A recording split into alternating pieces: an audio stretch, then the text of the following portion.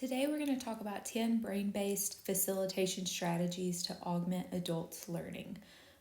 I know that you all here today are teaching adults, and so it's important to recognize that adults learn quite differently from children. So, there's certain ways that you really want to address your adult learners and really find ways to appeal to them.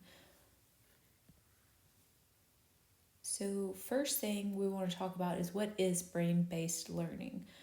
These are specifically going to be methods of teaching and lesson design that are going to bring in what they call whole brain learning. And that just means that we're not focusing on left side of the brain or right side of the brain, if you're familiar with that, being broken down into creative side or the more logical side. So this is whole brain learning and just really appealing to all of your learners instead of just certain ones. And maybe you just are used to normally just lecturing. You also want to bring in that creative side to reach all of your learners in ways that they can be more engaged. Brain based learning, like we were just talking about, just understanding how the brain learns. It allows you to tailor your instruction to your students. So that doesn't necessarily mean that you're going to teach each topic in, 5, 6, 10 different ways, but it just helps you be more creative in broadening the way that you teach so that you can reach all these different types of students. We need to make sure that you know your audience. Adults learn differently and have different motivations for learning. A lot of times, they're at a point in their life where they need the information that's usable to them now. It needs to be relevant to them now.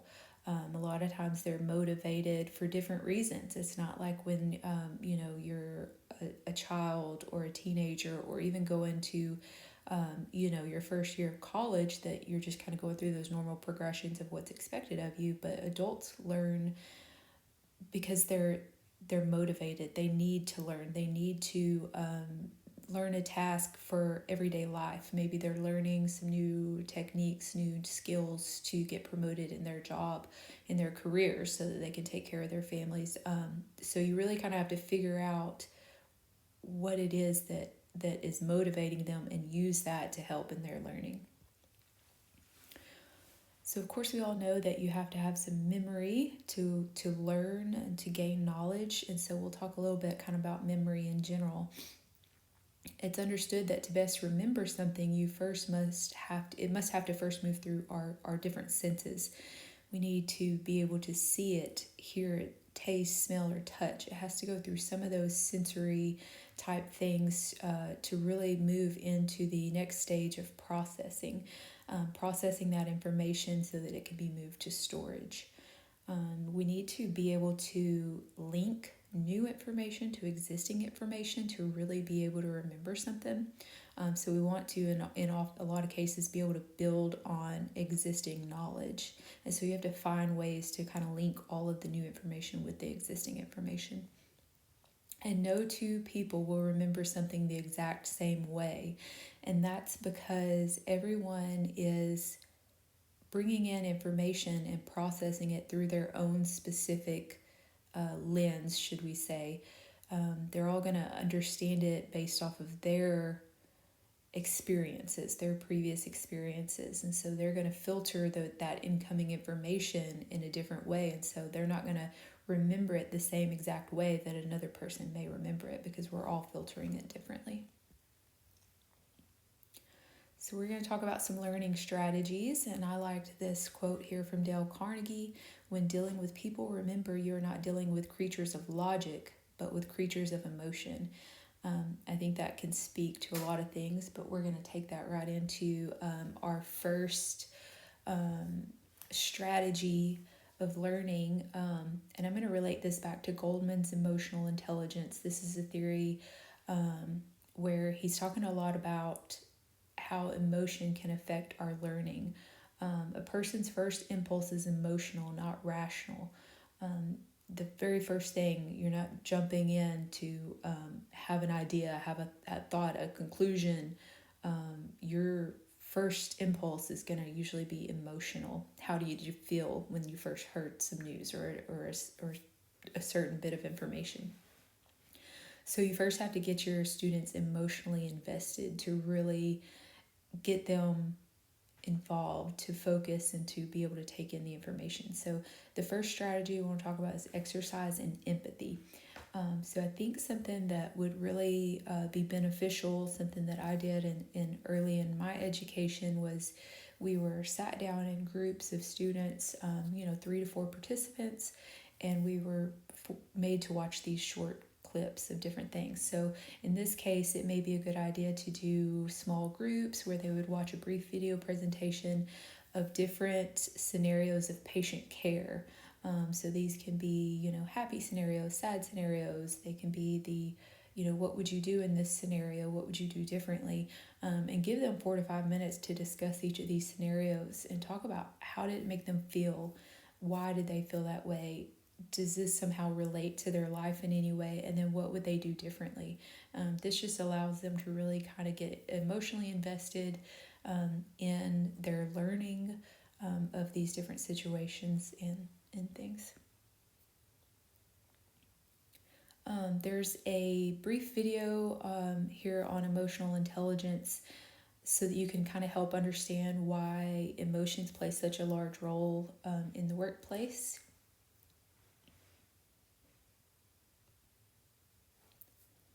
Gardner's multiple intelligences.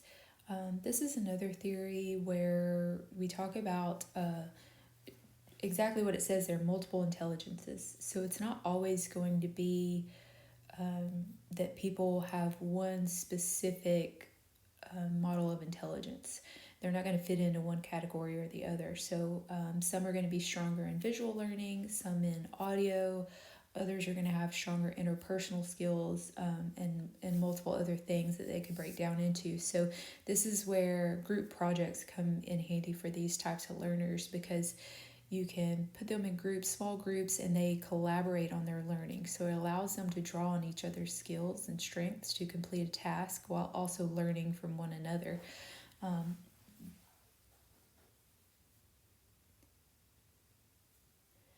Our next topic is going to be fluid versus crystallized intelligence. Fluid intelligence is what is considered to be hardwired. Is something that is a person is born with. It's not something. These are not things that are taught. So these are sometimes people who are really great at puzzles. They can determine patterns, things like that you wouldn't be able to just learn in school necessarily. These are going to be things that people naturally have a tendency to be better at. Crystallized intelligence is going to be more dependent on life experiences. This is going to be learned knowledge, and it can increase over time. And being able to recognize your student's strength is going to help you in the long term. So for fluid intelligence, these students are going to learn best when they are problem solving or using logic. Makes me think of like charts, spreadsheets, videos, and media will also engage them. So this is where our third strategy comes in for case studies. I think that students with higher fluid intelligence will enjoy the challenge of a detailed case study. These sometimes can be read and kind of be like pieces of puzzles that you're given that you have to kind of be able to put together to fully bring about the problem that you're trying to solve. And so I have a link there as well that's going to take you to a great web page that will help you make clinical case studies. For crystallized intelligence, these students are going to depend more on their life experience and previous education. They will learn best when building on existing knowledge. So strategy number 4 would be concept mapping. This strategy can help students use knowledge that they already have and find relationships to build on new skills or knowledge. And so this is a really interesting concept where they're going to basically, here's a little image of a concept map where you can see that they will take one topic and then they're going to kind of relate it to other topics down the line and how they match up with each other. And so they're building on knowledge that they have, but they're finding those relationships, because when you can find that information is related to something else that you already know, you can tend to remember that information a lot better.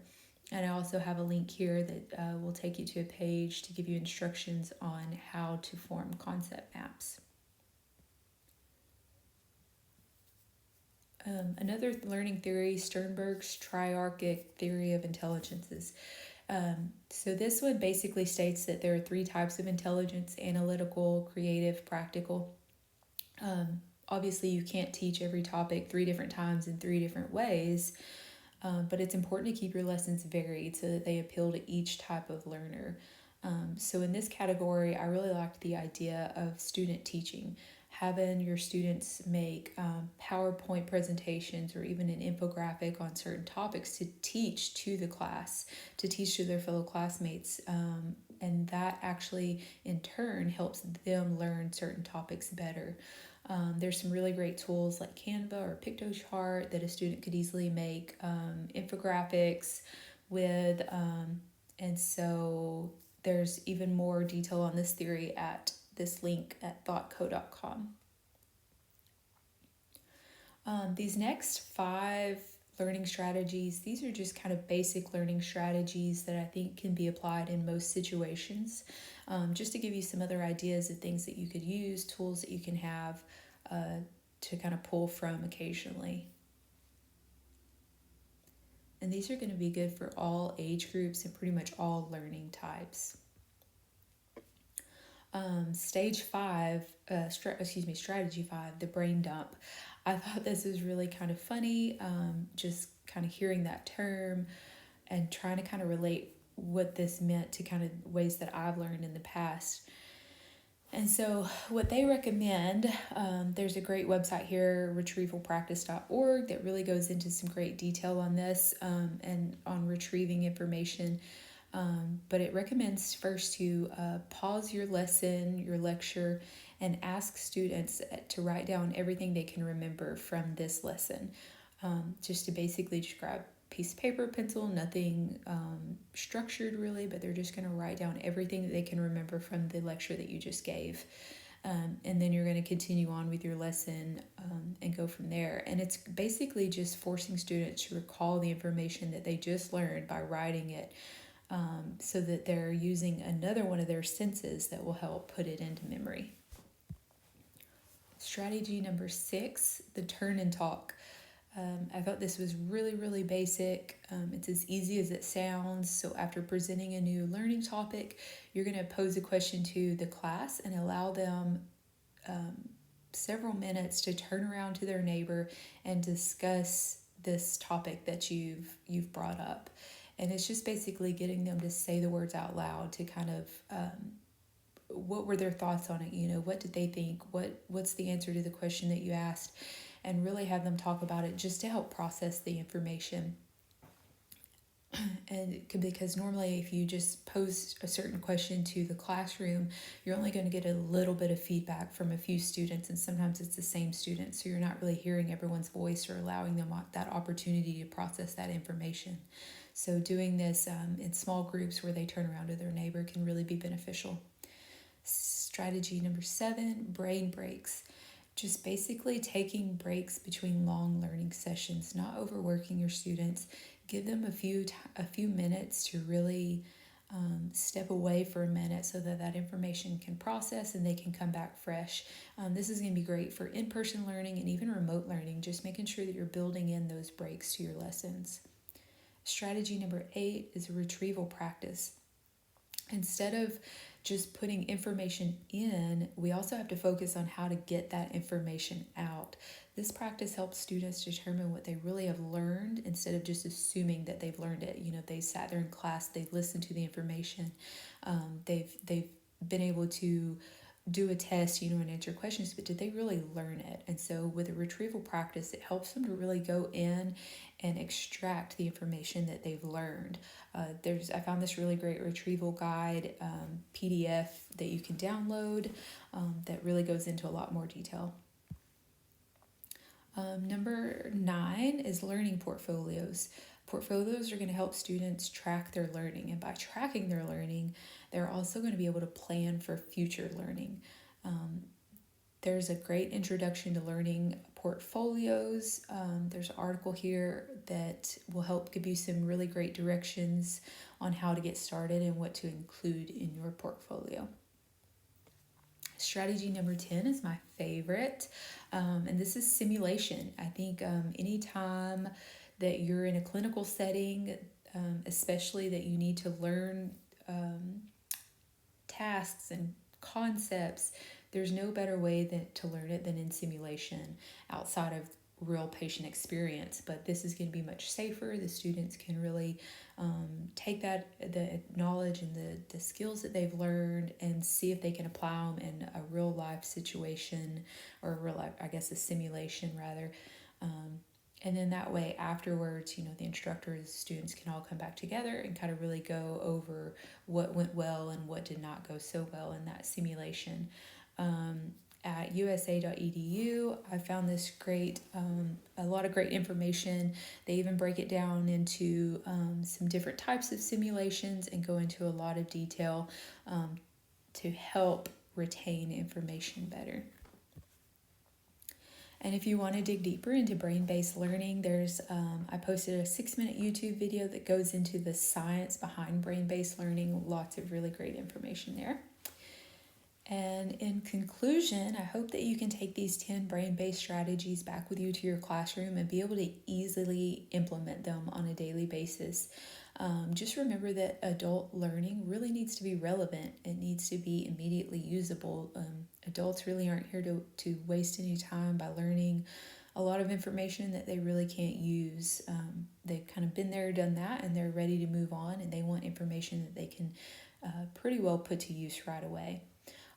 And just to close on another great quote, this one's from David Caruso. It's very important to understand that emotional intelligence is not the opposite of intelligence. It is not the triumph of heart over head.